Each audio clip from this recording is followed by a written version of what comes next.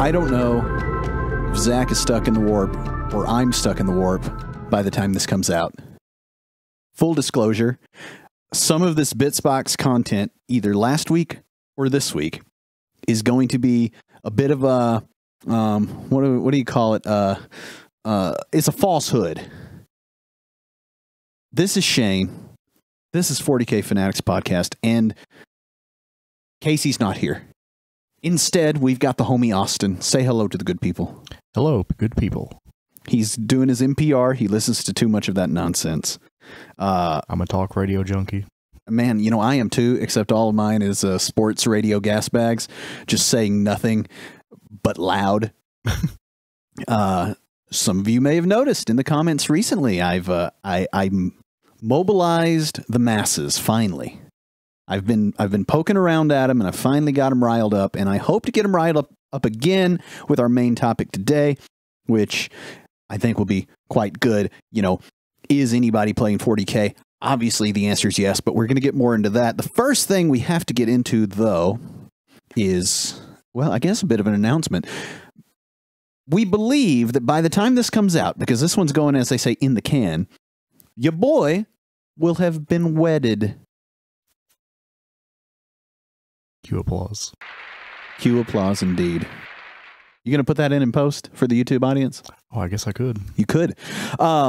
Little here comes the yeah,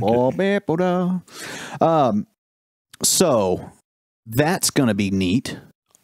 I don't predict anything whatsoever will change in my day-to-day life other than what we're already doing. You know, it's going to be real similar. I'm still going to be on here talking nonsense with all you 40K fanatics.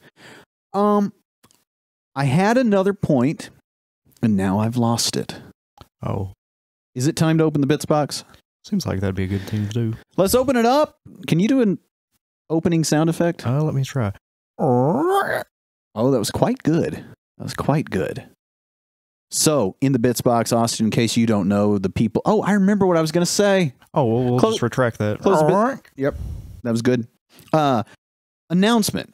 Officially, the release day and time for the podcast on YouTube, where the majority of our listeners reside, is Saturdays, 10 o'clock, U.S. Central Standard Time. That's what we're doing, isn't it? I believe so. The homie Austin has taken up the cross of putting together the YouTube videos because Casey's got a child and things of that nature to attend to. And so we were getting those out pretty late, and it was messing up our turnaround. You know, we couldn't respond to shout out Jawa Bob quick enough. Jawa Bob needs his love. He's quite a good fan. He's a great fan. We need 1,000 more Jawa Bobs. That's a lot of Jawas. It is a lot of Jawas. Do you know how fast they would take your stuff apart? Oh, those dirty little things. Jawa Bob would have your car stripped in seconds if there were 1,000 of him. And sell it back to you. That's right. That's right. I believe Jawa Bob plays, him and his gaming group play almost exclusively Crusade, I believe he's told us. If I'm wrong about that, Jawa, correct me in the comments. But it'd be cool if he also ran a chop shop. Just as his day job is how he affords all the plastic crack and all his 40K crusading stuff. Can't go wrong with a little chopping. You can't. Speaking of chopping, Orc Codex out and running. Interestingly, I saw that there was some major tournament that the oh gosh, what are they called? It's the try that button detachment. The one, the one where you roll up what you get every time you shoot. One, and it was not the big blob of boys. I think that the 120 boys thing, while just the Green Tide, while absolutely unstoppable, if you're playing an event that has a chess clock, like that's who you're playing against. I think for the most part, this won't be a Green Tide; it'll be a Gray Tide. Because I don't imagine many people will paint that many orcs. Yeah, I mean, it's going to be tragic, just the bare minimum level of effort that it's going to be on display in some of those 120 orcs, especially if it's the people that get the whole new army every time the new hotness comes out. Like, there'll be people that had 80, and they'll get another 40, and, you know, you'll be able to tell that this was the 10th one painted, That was the 40th one painted, right? But the people that are starting from 0 and trying to get to 120, could you imagine? My painting table, you're sitting at it right now. We're recording it at my house, and I don't know if we could fit 120 boys on there. Oh, probably not. In varying levels of completion? Get out of here. I'm sure after the rules kind of settle down, eventually we get a new update where maybe this is the new hotness of all these boys. You're going to be able to buy them for like pennies on eBay. Pennies, just gobs of boys. They'll be coming to you in just bins of boys. I think that's how they usually come. An orc boy bin. Tell me why. Go ahead and open up that bits box, because we've got stuff to talk about. So it ended up being really convenient that we're recording today, and then Casey and I are going to record tomorrow. He was a little out of pocket. However, on like last Tuesday, you and I had talked about playing Blood Bowl, and you brought the new gnome team. Yes, gnomes. Got them built. The game went off. I played Elven Union. How did it go? I think the second half I started getting the hang of them. But they're very much an interesting team. I don't know what's going on with them for the most part. Treemen hit hard. The gnomes get hit harder. Yeah. So you played it with 2 treemen. You brought the little magazine and sort of just ran it the way that it sort of suggests. Elven Union won 1-0, and you were a little stuck in the mud the whole time. You'd get some momentum, and then I could just sweep my fast elves around, get the ball from you, and then throw it downfield, and it was kind of like we'd start from scratch again. Yeah. There was a lot of that. Now, my team is much older with the Elven Union. They don't have a lot of shenanigans at all, but your team has all kinds of stuff. Oh, yeah. Tell the people about some of those. Well, I think one of the most interesting ones is the Illusionist. And what she does is, before you get hit, before the dice are rolled, you can pick a point to teleport to. Sorry. So what you can do is, you can pick a point away or like behind that person. So once you get hit, you then zoop the other side and can potentially like screw up cages and maybe get a little closer to the end zone. If they push you, you just get pushed back that way. Yeah, and you can, I mean, unless we weren't even looking at it right, you could be facing a line, go to get blocked on, jump over the other side. Let's say, now your guys are all strength 2. So my strength 3 guys were getting 2 dice, my decision on the result. But a lot of times you'll roll 2 pushes. So you could blink over to the other side of my line, essentially being in my backfield. I roll 2 pushes. You get shoved toward your goal. I mean, that'd be crucial. Yeah.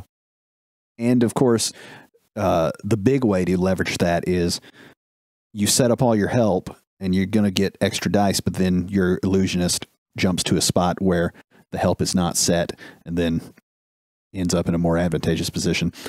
And that was cool. You also did the throw teammate. A lot of the guys are throwable. I tried it once. I couldn't get them as far as I'd hoped, so it's kind of just, let's see what this does. Full disclosure, Austin did play his gnome team fully gray. And shame upon you, and shame upon your house, and shame upon all you hold dear for that. Listen, it took forever to even get them built. The new way that they have GW models, where it's like building a 3D puzzle, is frustrating. And the little gnome bodies, the little tiny gnome arms and legs, just absolutely like clipped in like the weirdest places, and having to like glue them all on there was the worst. Yeah, I mean, you're the local champion for Old World, and so tell us more about that. So, the last complicated model that I built was the Chaos Demon Prince with Wings, and I talked about it on the pod. It had a piece of its chest. How do I even explain this? So he's wedge shaped, right? And so a little bit of his like obliques was apart, and then he had like a whole shoulder, and then he had his other shoulder and a piece of his arm, And then that left this cavity of like the middle of his chest and down to the opposite oblique. And that part, doing it in order on the instructions, required me to bend the whole thing open a little bit so that it could pop and sort of snap into place. And I thought, that probably feels great in a Gundam build, but for this, where I've got plastic glue on this stuff, and trying not to get fingerprints on things, it was bizarre. But they definitely seem like, you know, as the premium that they charge grows higher and higher, that the building is its own event, which I'm not sure how many people feel the building should be an event. I think it comes down to a lot of the they've gotten really advanced in sprue layout, and they're doing this all digitally, so they're able to like hack and slash models apart and then stick them all onto the sprue however they need to maximize space. So you end up with like really complicated models being cut up in complicated ways to go on the sprue, which makes for complicated building. Yeah, I mean, it makes for complicated painting as well, but I mean, what's your opinion? Do you want complicated building, complicated painting, or no?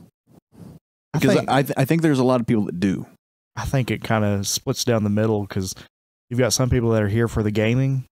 So being able to quickly get your guys built and having just enough, like the old world stuff, there's just enough detail for if you want to go in and paint it all up.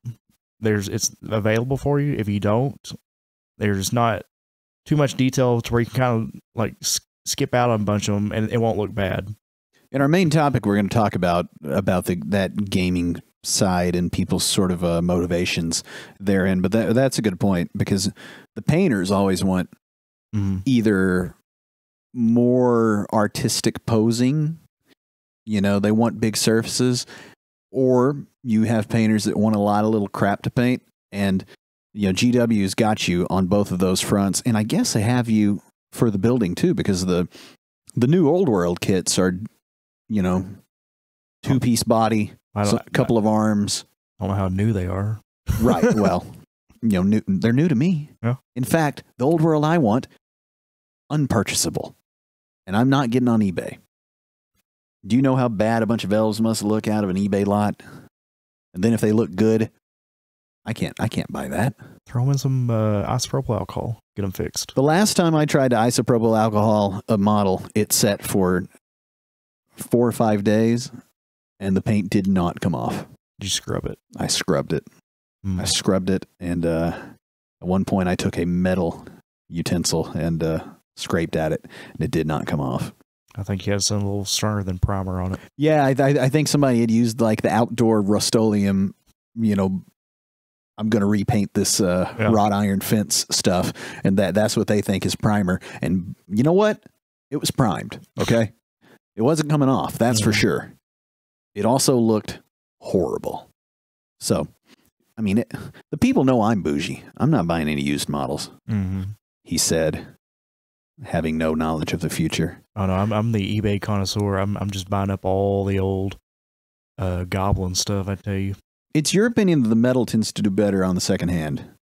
The metal does. It depends. It can take a lot more of the beating, but if it's got delicate parts on it, like I'm after metal goblin fanatics right now, and trying to find any that do not have their chain snapped off is a chore. Every single listing I see is like that. Yeah. So what have I done in the hobby this week? I painted some more Judge Dredd. I'm loving Judge Dredd. I wish we had time to play Judge Dredd before you leave tonight. It's so silly. I painted a guy throwing a brick. We did that at Hobby Night. Oh, yeah. As you built your gnomes for our game today. I've also begun the process of building the bolt action Band of Brothers starter set that I talked about last week or week before last, depending on when this comes out. And those are interesting kits. So the way it appears to be that these U.S. Rangers, I think is what they are, I mean, don't get me lying. They may be the U.S. Airborne, but then is the Airborne the Rangers? I don't know. From Warlord Games. It's a plastic kit. And what it is is like a half sprue, talking in GW terms. It's like a half sprue plastic kit. And it's got 6 bodies, I think. There's a body that's kneeling. There's a body that's laying on its belly. And then it's got hands and arms and heads, backpacks, and little gubbins. And the way you build a unit is you just pick out how many dudes and what they've got, and it's all on there. And so when you buy this, you get like 5 or 6 sprues that are identical. And then out of that, you just make up the dudes kind of however you want. There's not really any instructions. I imagine that the historical guys would really get into, oh, well, this guy's position in this unit, he would have this sort of backpack. Actually, this guy doesn't need to go like that. He needs to go like this. His buttons are wrong. Yeah, that kind of thing. So I found it at once liberating that I can just say, this guy with the submachine gun, there's a bunch of submachine guns, right? Yeah. They're almost all the little Thompson, World War II accurate thing. But you can get him with it shouldered. You can get him holding it with one hand. The other hand can be waving or pointing or holding a pistol. You can have it slung over his shoulder or held low, shooting from the hip. There's all these different options, and all of those options, within reason. Obviously, the laying down body, you're kind of stuck with a few different, on his elbows positions. But you sort of just make him however you want. And then I'm sure someone will yell at me that guy doesn't need to have that if he's supposed to be in charge of this. I'm not trying to hear all that. I'm more interested in getting these guys built and looking cool so that I can play them against the, for this podcast, I'm going to refer to them as the Germans that come with the box. A couple weeks ago, the pod views were not so hot on YouTube, and I do wonder if my description of the German force might have been a contributor to that little downturn. On a blacklist. I might have. That one and the 40K Reddit blacklist. The 20th century bad guys. The 20th century bad guys. They're still holding strong as bad guys. Oh, yeah. I mean, I imagine whenever it happens, the next Captain America will still be punching those late 40s German servicemen. But that's what I've been working on. I am at a loss at where to start to paint them. There is a guy that I like, and we'll try to get the link to this guy's YouTube channel in the description of the video.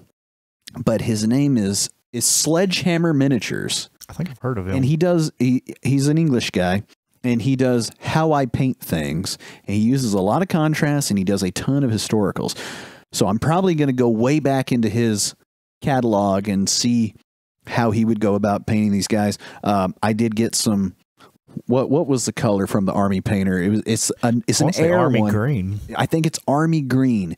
So the plan is I'm gonna airbrush these dudes green, paint their faces and their hands and their little gubbins, and see if they look like Saving Private Ryan.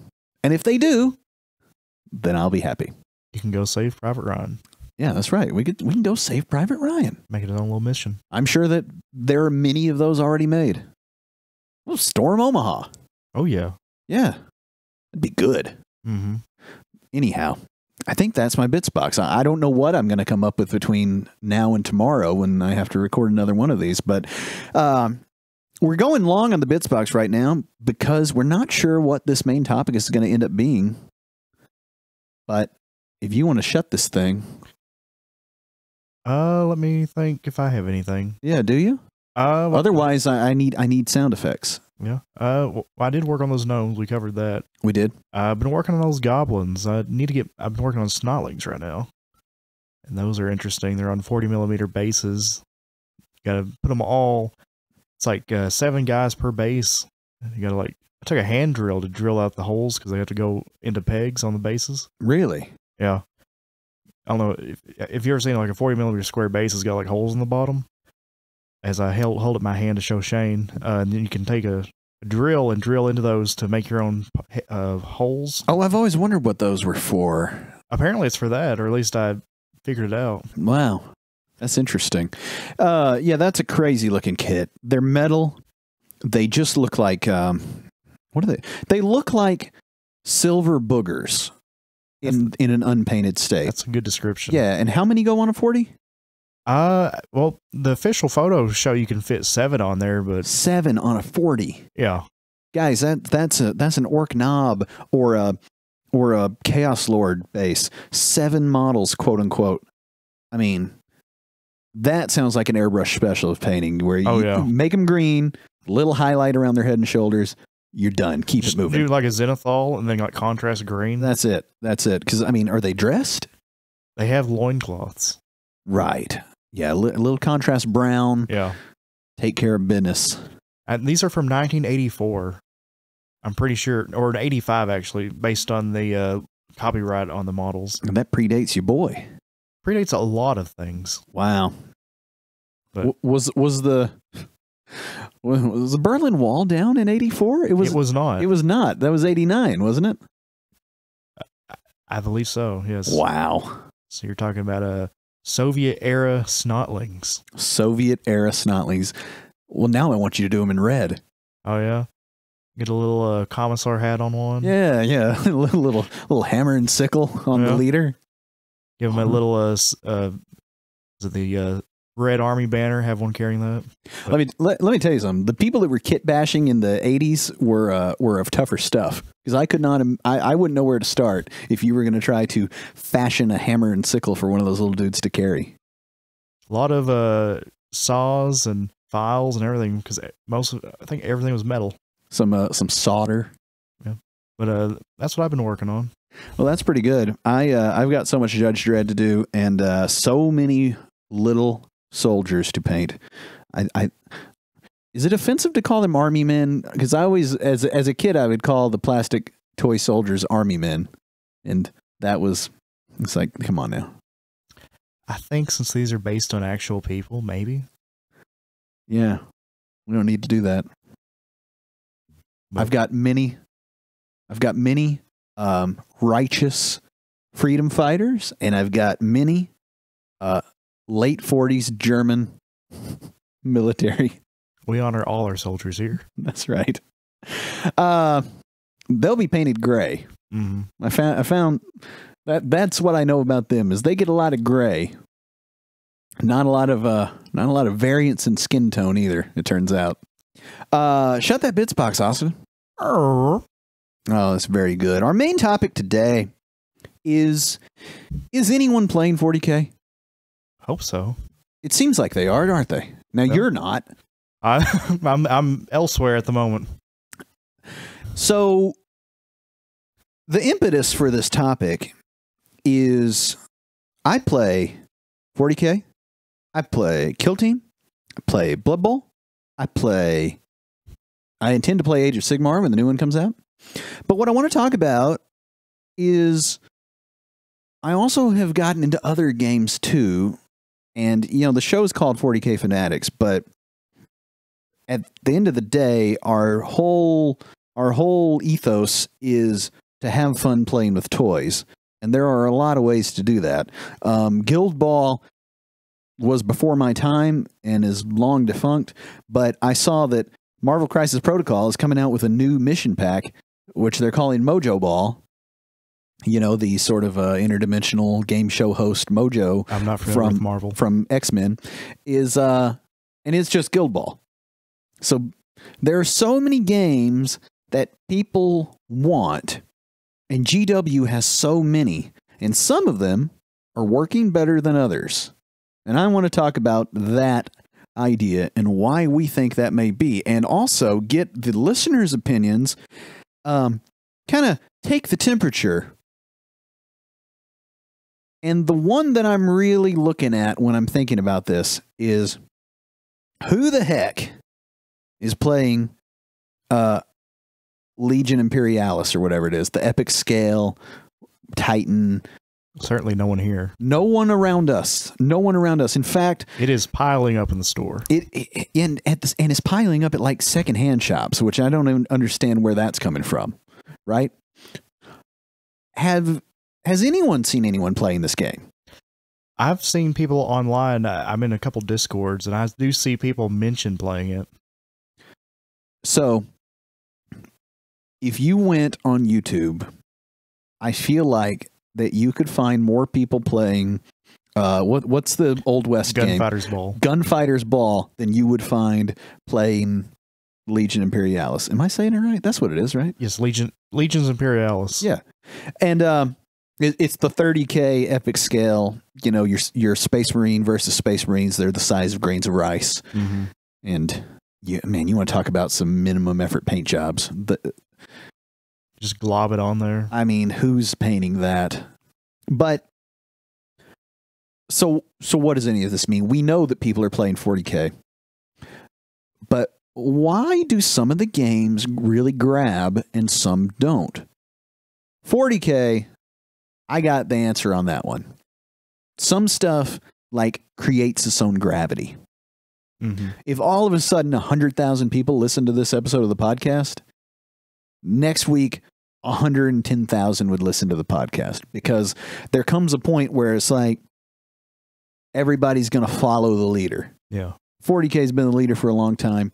It's not going anywhere. But then Age of Sigmar seems to be flagging a little bit to your favorite. Now, my question is, what makes you want to play Old World more than Age of Sigmar? I like the lore better.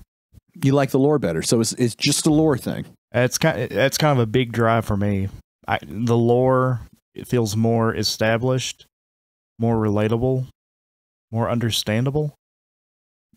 A lot of the Age of Sigmar stuff is like, it's high fantasy. Warhammer Fantasy was kind of high fantasy, but it's getting into like realms and a lot more just really high concept things.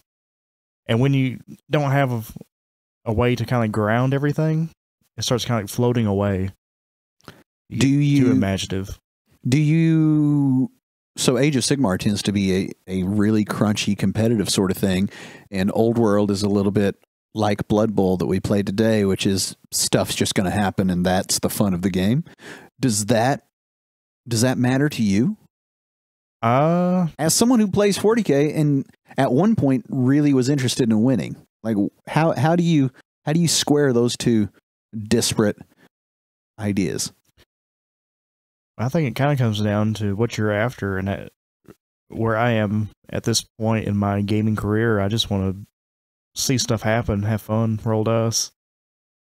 Yeah, I feel the same at times. So the other day, I guess I could talk about this in the bits box, but I played my first of 6 league matches, and the homie Cody came over and we played here. He played his Death Guard. I played some Chaos Space Marines, and I, of course, did not do any sort of sensible list tuning whatsoever. I brought Cypher. He looked cool. He shot his pistols. That was neat. As he does. But I lost, as I expected to do in such a scenario. But that was the first time I had played match play 40K in months. Really? I've been playing Crusade, and I've been playing other things. And when I'm in the mood for the thing to be, let's call it balanced, which you can argue how balanced it ever is, because I think if I had the stuff to tune up a Chaos Space Marine list versus his particular Death Guard thing, like we can close the gap real tight or flip to the other side. There came a point in the game where Abaddon just proceeded to walk from unit to unit, destroying them entirely. Sounds like Abaddon. It sounds like Abaddon, doesn't it? But that was like a flavor that we went looking for. And Blood Bowl today was a flavor that we went looking for, where you ran the ball down to the 1 yard line. I nearly got a touchdown. Almost got a touchdown. It would have ended in a draw. Yeah. And yet I went for it.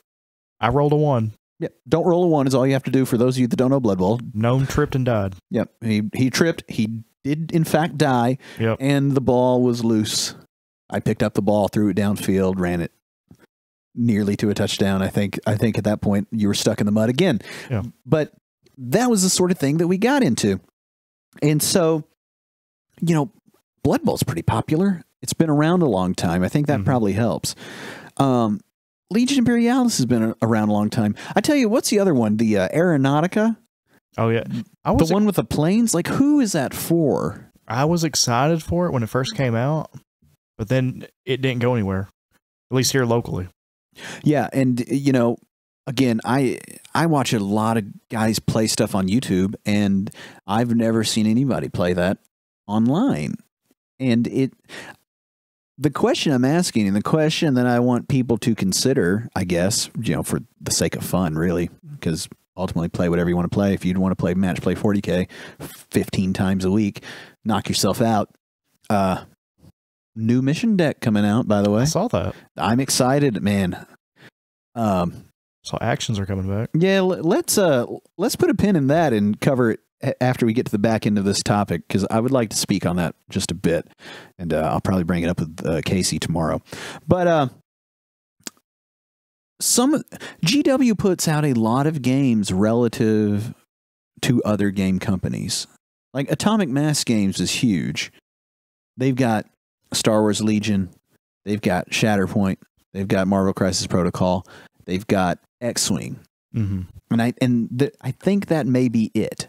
So 4, and 3 of them are Star Wars. So you could argue that that's all kind of the same thing. Yeah, I think Armada might be them too, but yeah, I think they are. Yeah. So 5.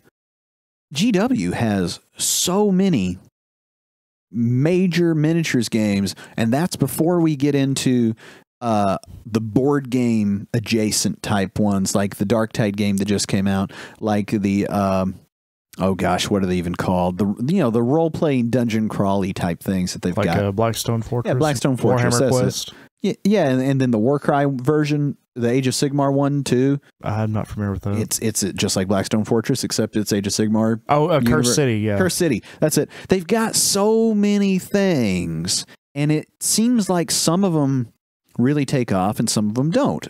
And 40K, you know, is just carrying the torch for the whole thing. And I just wonder why that is. And what I think it is that 40K sets an expectation, largely, for what Games Workshop is, because the two are wholly synonymous. They are. You go to warhammer.com and you can buy all of these things. But when I say Warhammer, you say 40K. Exactly. And I think that where Necromunda, which is quite popular, is much more beer and pretzels than 40K, it doesn't seem to attract the same kind of energy that, say, Judge Dredd does, or any of those kind of funky other, you know, take a cool test. Oh, guess your guy doesn't get to win. That was silly. Because there's a lot of those from a lot of smaller companies. And it seems to me like people are more inclined to go to those smaller companies and grab them. And all I can think is that's just to get a little different flavor. Kind of. What do you think? Where do you get your flavor from? Or are you mostly in the GW universe and you get all you need? I think it's kind of being in the GW environment for so long. It's kind of just get engrossed with everything. All the rules that match the lore. That's where a lot of the flavor comes in. But I don't know, like going after like a lot of the like Star Wars IPs and stuff. I'm just not too interested in that. Kind of GW's kind of got me like hook, line, and sinker for like buying their stuff. Well, that's an interesting thing. So do you feel like in the case of Star Wars, like when you think Star Wars, you think movies? Yeah. You do not think game. And therefore, like, because when I say Warhammer 40,000, you think game, and then you think books, you know, soon to be TV shows and whatnot? Maybe. I think another thing with that is I like making my guys. And when we, like, one of the strengths of the Games Workshop IPs is how vast they are and how much room there is for you to stick your guys in somewhere. And it feels like a Star Wars game. I'm sure there's a way you could like fit your guys in there, but it's such a self-contained story if you're looking at it overall. So it's like, well, here's here's my Luke Skywalker. Well, that's Luke Skywalker from the movies and everything. Yeah, I like that idea. The idea that Star Wars is like, this is the Rebel Alliance that Luke is a part of. There's a lot of baggage that comes along with it. They're dressed like this because that's how you see them. Yeah. This is Darth Vader. He is like all the other Darth Vaders because otherwise he would just be a silly looking Darth Vader. Whereas if I take a Chaos Lord and I do him up nice, I can call him Frank the Tank. Yeah. And he can just be Frank the Tank in my army forever as I go and play. It's funny. I think people got really mad at me a few weeks ago because I poo-pooed on their value of the lore. However, as we've meandered around in this conversation, I've landed on a new thought, which is part of the strength of Warhammer 40,000 as a hobby, as a tangible item, as a game, is that you don't have to have any lore at all, and it does not hurt the thing. I think it works best when the lore is mostly like a big sandbox. It's like, here's the lore, here's kind of like the rough idea of what the world's like. Go crazy in it. Well, because when I got into it, I didn't know any of the lore. Yeah. I picked out Chaos Space Marines because I thought they looked cool, and they're spiky, and they look metal AF, right? Yeah. And I painted them up metal AF, and then I subsequently found out, oh yeah, they totally are metal AF. But, you know, I didn't necessarily, like, if I had done them all purple, I would have later found out, oh, well, those are Emperor's Children or whatever. But I don't think it would have mattered to me. Like, it still would have been like, well, these are my purple dudes, and they're, you know, spiky and cool, and I'm gonna run you over with these guys. There's Abaddon running these purple dudes because he ended up here with them. Yeah, and they said, nah, bro, we're all painted up purple. That's what we're doing. And he's they okay. don't have to be black like Legion. They could have just been like, well, here's a war band of purple Chaos Space Marines. Right. Well, the purple people eaters. That's right. And all my guys have got the one silver leg panel. Like every single one of them, the whole army. And that's not on the painting list. And I didn't have any idea. I just thought, well, on the box they're this way. Let me just do this one little understated thing, and that's going to make them all my guys. Yeah. My guys all have, and I use that Vallejo silver, which is like tinfoil. So it looks ridiculous. Yeah. But every single guy that I get is going to have it going forward. So I guess we can wrap that, and we'll talk about a little bit about the new mission and what we think about missions and what we think about that. But get in the comments and let me know, is GW all things to all people? Should it be? Is it to you? And also, I want to say, it's absolutely okay if it's not. Because I've been talking about painting Judge Dredd figures now for months. And I don't have any intention to stop, even though the show is called 40K Fanatics, because I do have some stuff that is coming down the pipe that I'm going to get for my Black Legion. It's popping. It is. It is coming. So, get in the comments. Tell us what you think about this main topic. And then let's talk a little bit about this new mission deck. So, you know what I want? What do you want? Star Wars Shatterpoint is about to come out with new mission packs. And the way that it works is you roll off at the very beginning. And this decides like first turn. But what it also decides is what mission deck you're going to play. So I bring a mission deck, you bring a mission deck. It's not as many as it feels like. And I don't even think that you have to show what they are to each other. Like, there's going to be 3 of them. So the one that comes with the starter set and then 2 others is what they've got so far, and they intend to have even more. But I think that's really cool that you rock up with the whole sort of way that we're going to play the game. Oh, yeah. And your dudes. And your dudes are your dudes, but you could be like, oh man, we're going to be playing this or that. And it would be a lot of cards to do 40K that way. Mm-hmm. But it would be neat if part of the attacker defender roll off is, are we playing Leviathan? We playing Pariah Nexus? Or are we playing Pariah Nexus 2, Leviathan 2, right? What if there were what if there were a bunch of card sets that were all like the matched play thing? And that was a part of it, was you don't even know, like, the attacker, say, gets to pick what whole entire match play mission deck is going to be used. Sounds interesting. I don't know how much people enjoy it for balance reasons. It had to be really balanced against each other. No, you wouldn't play against. You would just like you brought Pariah Nexus, the new one that's coming out, and I brought Leviathan. Yeah. You win attacker defender roll off, and then if you want to deploy first, then it's like, all right, then we're playing Leviathan because I brought Leviathan. Oh, I see. Yeah. So put your Pariah Nexus up. Here we go.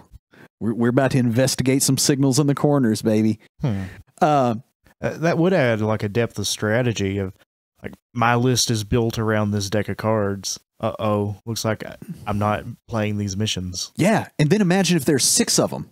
Mm-hmm. So you could have all this variety. Maybe your selected mission deck isn't on your army list, so nobody knows, and you can just switch every round. You can be like, I'm going to play, whatever wild card. Yeah, I'm gonna play this random deck over here. That would be so cool. And obviously, I'm not. Before you guys get in the comments, say what a stupid idea this is, and they haven't talked anything about that. I know that, but I'm talking about what's exciting. It's the fun speculation. Yeah, that's the fun. We're speculating here, because now we're going to have 2 match play mission decks. And I don't know if you guys have noticed this, but there have been no FAQ, no nothing hardly on that Leviathan mission deck. Mm-hmm. Mine has misprinted backs, all right? Because I had that first run of the ones in the box. I remember that. Yeah. But it's still going to work. Mm-hmm. They don't appear to really be balancing the game too much around. I mean, obviously the win rate is the win rate, and da-da-da. But a lot of the balance changes tend to be, this thing kills stuff too fast, right? Yeah. We don't have a whole lot of balance data slate changes or FAQs for, the assault weapons on this unit of infantry cause you to be able to do too many cleanse actions, and so we took the assault away. That's not what they're balancing for. So I think it'd be cool if you got real spicy with it, especially if they're going to be giving us new match play rules. Go ahead. I was going to say, I'd hate to immediately shoot this idea down, but at least in 9th edition, every time a new chapter approved would come out, most people would just throw the other one in the trash. Not literally, but it was kind of like, this is now the new version of the game. So I don't know if they would try that with cards. Well, sure. I mean, here's the thing, okay? I'm anti one way to play, and have been and will continue to be, all right? Here's a secret, everyone. You don't always have to play matched play. You can play open war if you wanted to. Unless you want to be a winner. I mean, win what? I win with toy soldiers. I know. Or you know what? You can win that way too. Working your dead end job. We got your gotta get those highs somewhere. That's right. A lot of my self-worth is tied up in whether or not I win this very official, totally arbitrarily decided manner of play with my toy soldiers. Because that's the thing, right? Is nothing stopping somebody from saying, "Hey guys, now that we have 2 mission decks, we're going to do an RTT." Mm-hmm. And every time you go to play with somebody, you can flip a coin. Heads, you're playing Leviathan. Tails, you're playing Pariah Nexus. Good luck. Have fun. Because you know what RTT I'm going to sign up for? That one. Because that one is going to be silly. It would be. And at least I, Shane, for 40K Fanatics, am always here for silly. Austin, your opinion on silly? I think over the years, silly has really grown on me, especially to dive back in Old World, but I've been building goblins. I think every unit in my army has some element of randomness, not just from the dice roll of hitting and wounding, but I got... you have people that you literally cannot control. I have fanatics that basically run around the board randomly, and they can hit me. I've had games where they just stay in my back line hitting me. I can't do anything about it, but it's fun. That's it. It's all about having fun. You know, we're out of time. I can't get on a soapbox about not having all your competitive energy tied up in plastic soldiers. It doesn't make a lot of sense in my opinion, but it is going to be fun to have a new way to play, even if everybody in our local community beats the thing to death, right? At least for a little while, it's going to be cool to play a whole new version of match play, you know, and then I'll get back to getting everybody to play God knows what. Crusade. We'll see you next time. Bye-bye.